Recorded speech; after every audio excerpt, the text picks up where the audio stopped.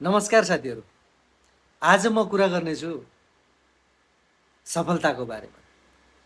साथीहरू, हामी सबै सफल हुन चाहन्छौँ। तर प्रश्न के हो भने सफलता वास्तवमा के हो त? के धेरै पैसा कमाउनु मात्रै सफलता हो त? के चर्चित हुनु नै सफलता हो त?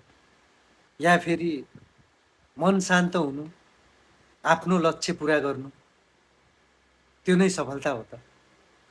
सफलता सबैका लागि फरक फरक हुन्छ। कसैको लागि सानो प्रगति नै ठुलो सफलता हुन्छ र कसैको लागि ठुलो उपलब्धि पनि सफलता लाग्दैन।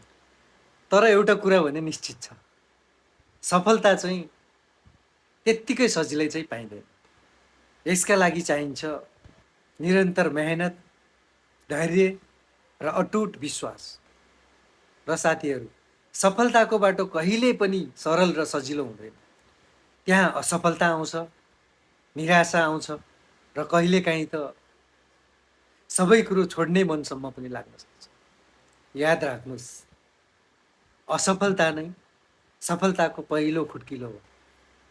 जति धेरै तपाईँ लड्नुहुन्छ, त्यति नै बलियो भएर उभिन सक्नुहुन्छ र अरूको सफलतासँग कहिले पनि आफ्नो सफलतालाई तुलना नगर्नुहोस्, किनकि तपाईँको यात्रा र तपाईँको गति अरूभन्दा सधैँ फरक नै हुन्छ।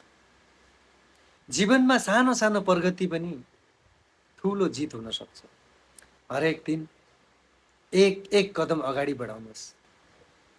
आज दुःख छ भने भोलि अवश्य सुख पनि आउन सक्छ। बस हामीले कहिल्यै पनि हार मान्नु हुँदैन।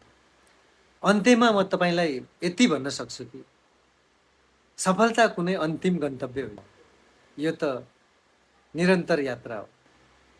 त्यसैले सपना देख्नुहोस्, मेहनत गर्नुहोस् र आफूलाई कहिले पनि अरूभन्दा कमजोर नठान्नुहोस्। यहाँहरू सबैलाई धन्यवाद छ। यदि यहाँहरूलाई मेरो सानो प्रयास राम्रो लागेमा लाइक, कमेन्ट, सेयर र सब्सक्राइब पनि गरिदिनु होला। फेरि अर्को कुनै प्रयासमा भेट हुनेछ। जय देश, जय नेपाल।